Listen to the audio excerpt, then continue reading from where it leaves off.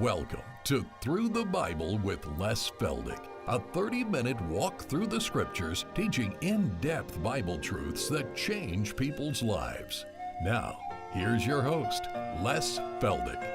Again, good to see everybody, and once again we'd like to welcome our television audience from wherever you are.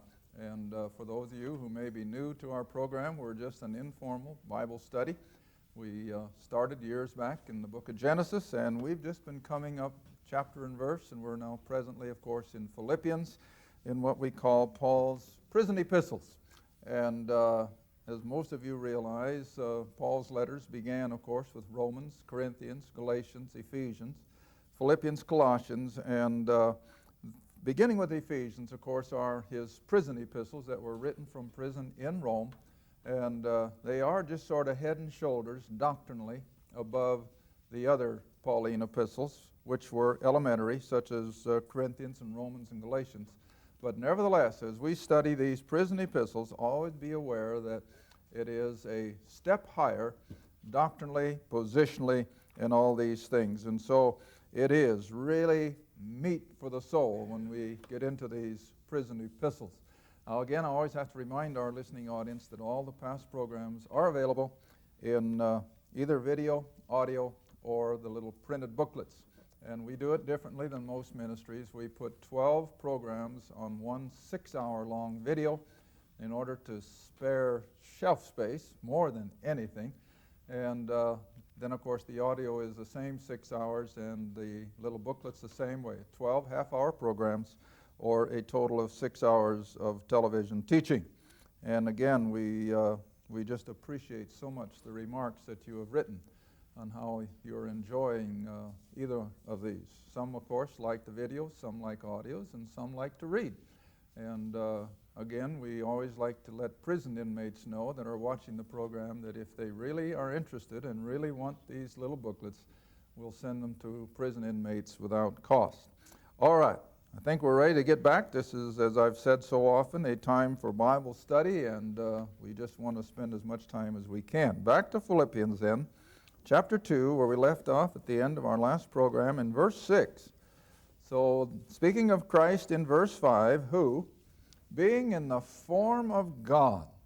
Now, we always have to remember, and especially when we get into these succeeding verses, never lose sight of who Jesus Christ was and is and always will be. He is the eternal, sovereign, creator, God of the universe, and nothing less. And of course, there are a lot of groups that have trouble with that. And we'll make a little more comment on it as we move into these other verses. But he was God in the flesh. And he did not have to feel that when he claimed to be God that he was grasping for something that was not rightfully his. And that's what it means when it says here that he thought it not robbery or something to grasp to be equal with God, because he was God. He could rightfully claim to be God. All right, verse 7, but as the eternal, holy, righteous, omniscient, omnipotent, sovereign God, he made of himself, of his own volition, a servant. Now you want to remember the word servant in our English, in the Greek was a bondslave. Literally a bondslave. Now of course there were various categories of slaves, but I think the epitome of slavery, at least back in the ancients, was to be that poor fellow on the bottom part of the boat or the ship pulling the oars. I mean, those were slaves. And they sat down in the holes of those ships and pulled those oars until their hands were like hamburger. And when they died, they pitched them overboard and put another one in his place. That was a bond slave. And of course, they had other categories, but this is the one I usually think of. When I think of a bond slave, I think of that poor benighted soul that was delegated to that kind of a life until he died. And you want to remember, that was most of the ancient world.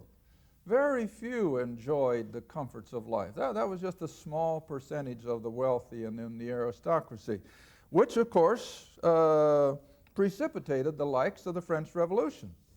This is exactly what precipitated. Not that it was right, but the masses have been held down and have been caused so much suffering for so long that finally it just, like a seething pot, it just boils over. But whatever. Christ made of his own volition himself a bondslave at the very lowest of human categories, made in the likeness of men. Now, come back with me to Genesis chapter 18, which I usually teach as an event in the Old Testament account to show us so graphically how God would come down and appear to the patriarchs in human form. But of course, back here in the Old Testament, it was temporary. Genesis 18. Here in the Old Testament, it was temporary. And as soon as he had accomplished that particular purpose for coming down and appearing to, in this case, Abraham, he would just simply disappear and go back into glory, into the Godhead. But he still appeared to these people in human form, which was all just a precursor of when he would finally come in the flesh, not to just be a poof and out of their sight, but to be confined to that body then of flesh and bone for, I feel, all eternity. All right, but here in chapter 18 of Genesis, it's been a long time since we've taught it, on television at least. And so verse 1, the Lord, that's Jehovah, that's God the Son in the Old Testament terminology. And so Jehovah appeared unto him, Abram, in the plains of Mamre as he sat in the tent door in the heat of the day. And he lifted up his eyes and looked, and lo, three what? Men. Now, men have always looked like men. There wasn't a time when they had funny-looking ears and bulbous eyes and all that. Men have always looked like men. And these men did not have wings. They did not have glowing halos around their head. They were three ordinary, wayfaring men from outward appearances, see? All right, but you move on down, and you'll see where Abram runs, and he says, let a little water, I pray you, verse 4. Be fetched and wash your feet, see? Ordinary human feet. Rest yourselves under the tree.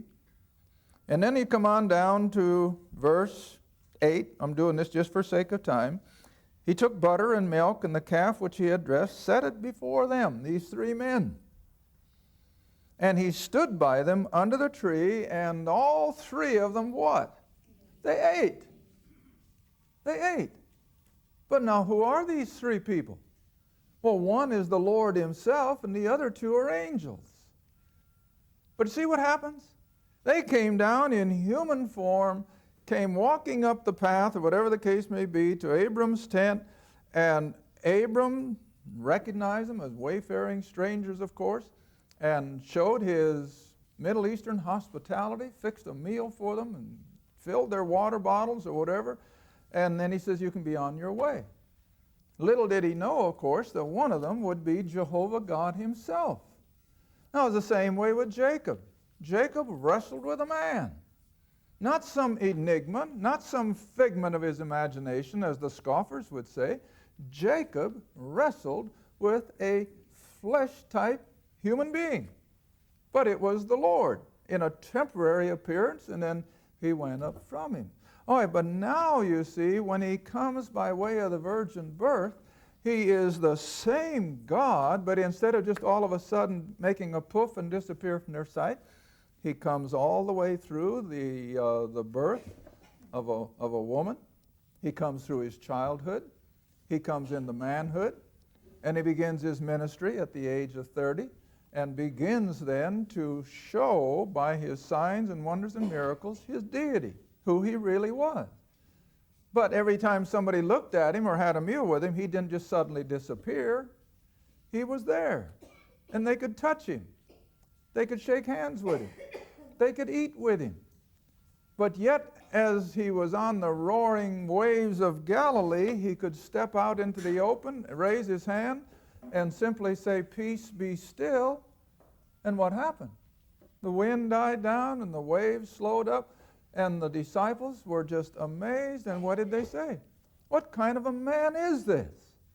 that even the wind obeys his voice. Well, I'll tell you what kind of a man he was. He was God.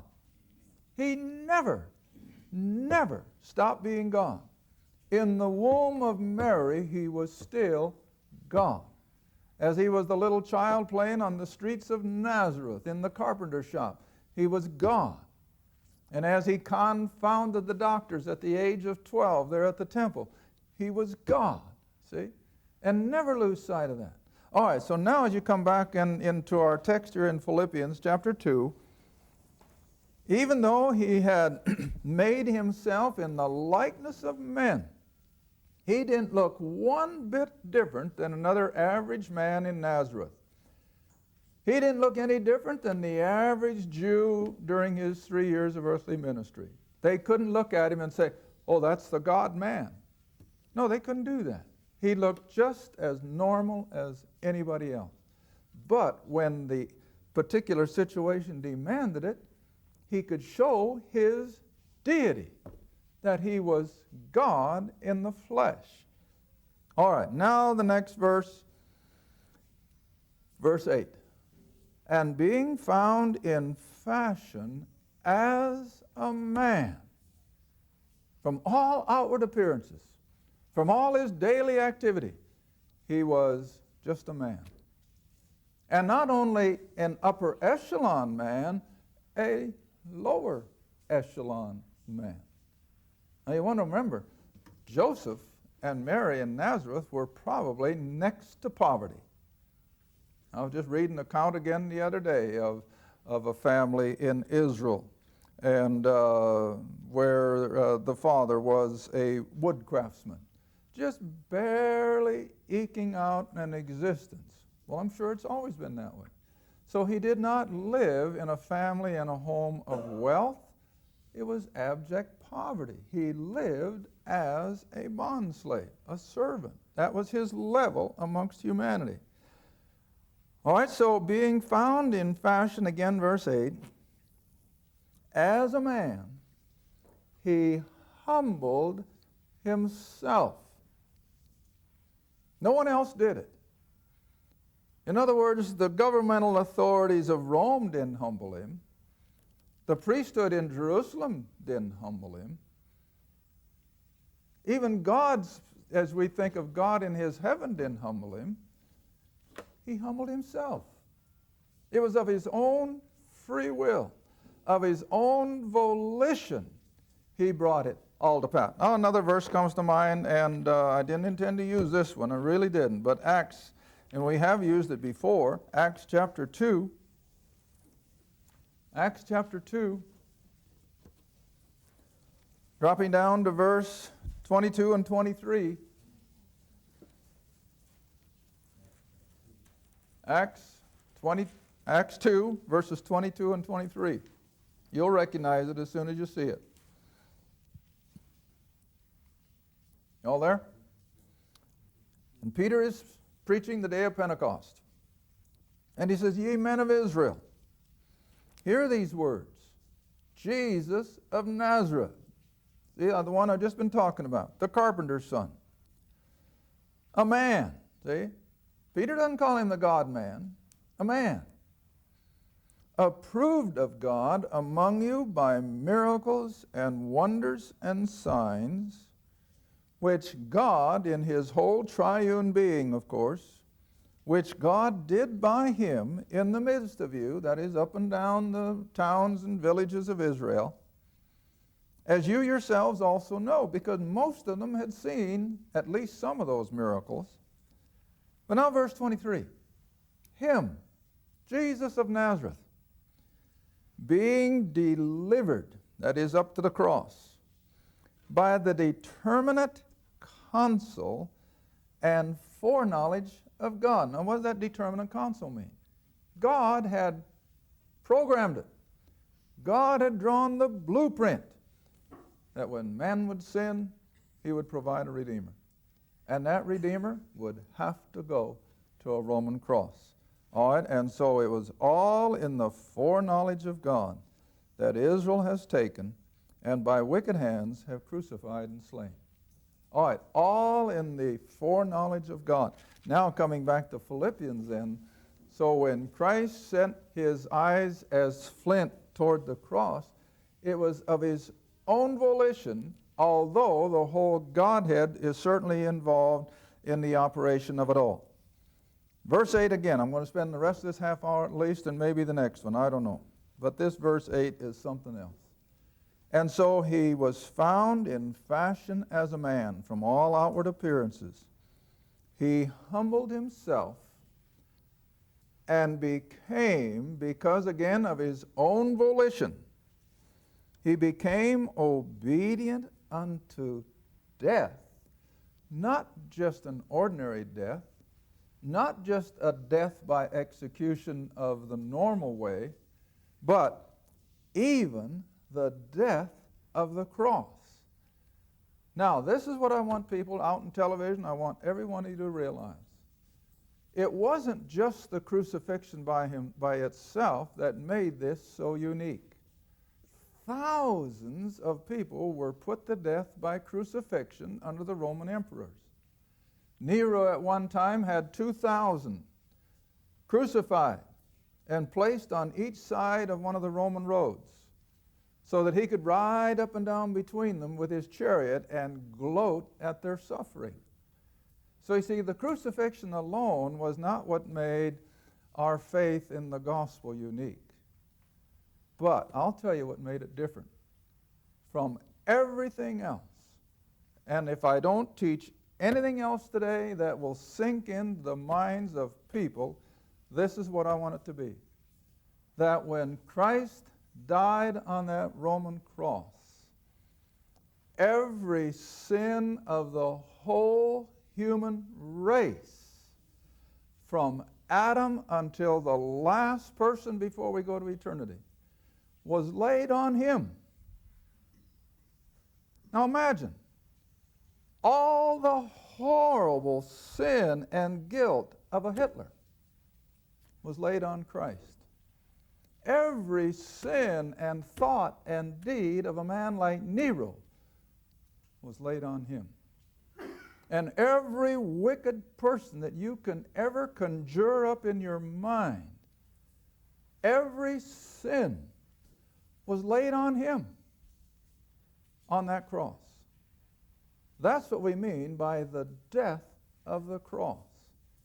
Now you see, nothing, no one, short of the power and the might and the holiness of an omnipotent Creator God could have even thought of doing such a thing.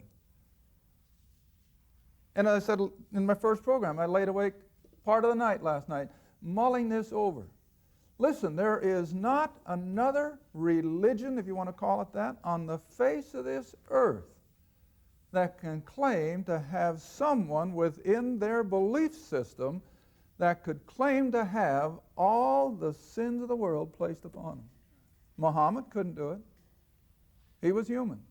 Regardless of what the Muslims may think, he was still human. The head of the Buddhist religion couldn't do it. The head of Hinduism couldn't do it. The head man of Shintoism couldn't do it. Joseph Smith couldn't do it. Or any of these other cult leaders.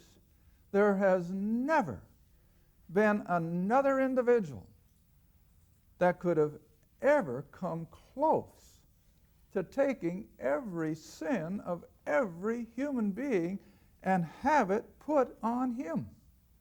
Now this is what we have to understand. Now look at a verse in 2 Corinthians. And maybe this will just sort of explode in your mind. I hope it will. 2 Corinthians chapter 5, verse 21. A verse I'm sure you all know, but do we really contemplate the impact of a verse like this? What does it really say?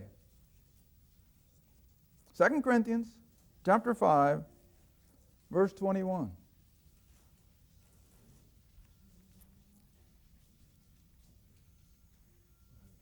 Oh, got it? God, up in verse 20, is the point of reference. For he, the God of verse 20, He hath made him, that is Christ, to be sin for us. In other words, he took my sin when he was on the cross.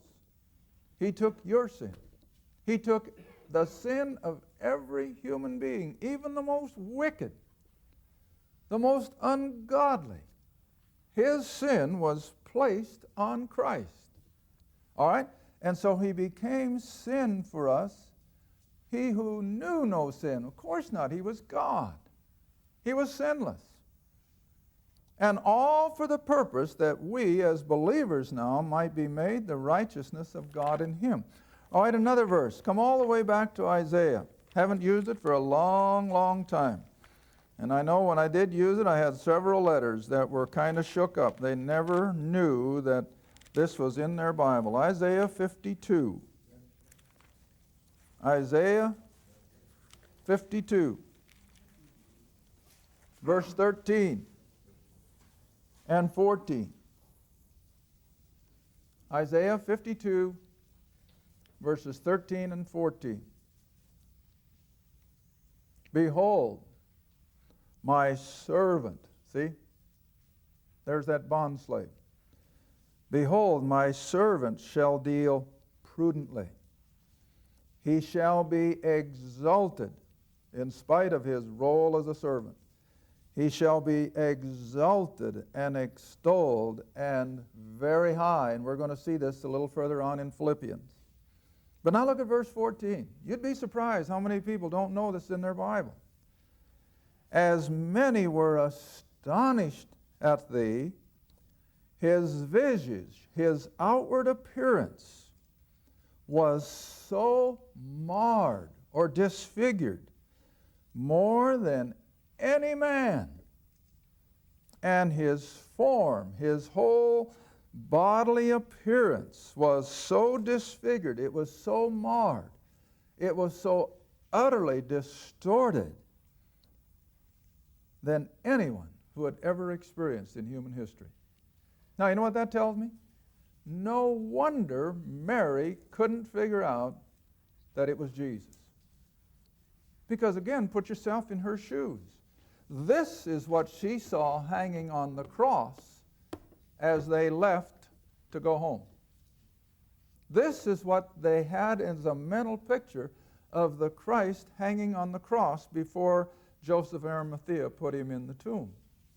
And then to suddenly wake up and in the dim early light see someone standing there who looked very normal. Do you see what I'm driving at? This is why she couldn't comprehend that it was him. Because now, of course, he had now come back in his resurrected body, looking very normal. That's why she thought he was the gardener. But listen, the sins of this world were all placed on him. And that's what makes this verse in Philippians so outstanding. That he was obedient to death. Not just a death of taking away his life, not just a death even by an ordinary crucifixion, because thousands had done that. But when it says the death of the cross, this is what I feel the Scripture is trying to tell us. That his death was so horrendous, and that no one but the sovereign, eternal Creator God could have attempted to do such a thing, but he could. See, and that's what makes Christianity all by itself. This is where no other religion of the world can even come close, because they have no one that could make the claim that he has taken all their sin and put it on himself. And so here again, this is where you and I have to stand up and let it be known. All the religions of the world are just so much fluff because they can't make this kind of a claim. They can't deal with men's sin. All they can hope to do is elevate him morally, that maybe by his works he can make it, and we know that God will never buy into that. You know, I was so thrilled after our seminar up in Minneapolis the other day, and a gentleman came up, a very distinguished looking gentleman, and he said, I'm a retired pastor, And I won't mention his denomination. It was totally different than mine, but that's beside the point. And he came up and he says, you know, Les, he said, I am so thrilled that you proclaim the same exclusivist gospel that I do. And he says, it is exclusivist. Well, I've used the word several years back. Yes, our gospel is exclusivist. It excludes everything else, and it stands head and shoulders by itself, see? And that's what we're going to see a little later on in this chapter, that the name of Christ stands above every name. And then we have people dare to claim that they have another way of access to God. How ridiculous can they get when they have no sin bearer such as we have? See, and this is what you have to have. You have to have a sin bearer. We can't take our sin into glory. We can't take our sin into eternity. It has to have been dealt with. And it was. And we appropriate it how? By believing it. By just simply believing it. Adolf Hitler could have believed that his sin was paid for, realizing that Christ had done it and raised from the dead, and Adolf Hitler could have gone into glory. Horrible individual that he was. His sins were already paid for. They were already laid on Christ. But you see, he no doubt rejected it in unbelief. And you can think of any other horrible individual. And that's exactly what Paul means. In fact, turn back with me. I hope we got a minute or so. Come back with me to Romans chapter 3. Says it better than I could. Romans. No, I might have to go to 6. Yeah, Romans chapter 5. I'm sorry. Romans 5. Oh boy, got 30 seconds. Turn over fast. You got it, honey? Romans 5, verse 20. Moreover, the law entered that the offense or sin might abound. But where sin abounded, grace did much more what? Abound. So no matter how heinous the sinner, no matter how heavy his sin load, it's all been laid on Christ because he was obedient unto death. But not just a death by crucifixion, a death that suffered the sin of the whole world. And this is what sets us apart. No one else can make a claim like that.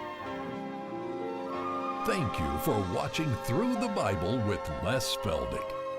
Through the Bible is a partner-supported ministry. If this program has been a help to your study of the Scriptures and you'd like to see others enjoy the teaching, your support would be greatly appreciated. Write to us at Les Feldick Ministries, 30706 West Lona Valley Road, Kinta, Oklahoma, 74552. Or call 1-800-369-7856. Be sure to tune in next time to Through the Bible with Les Feldick.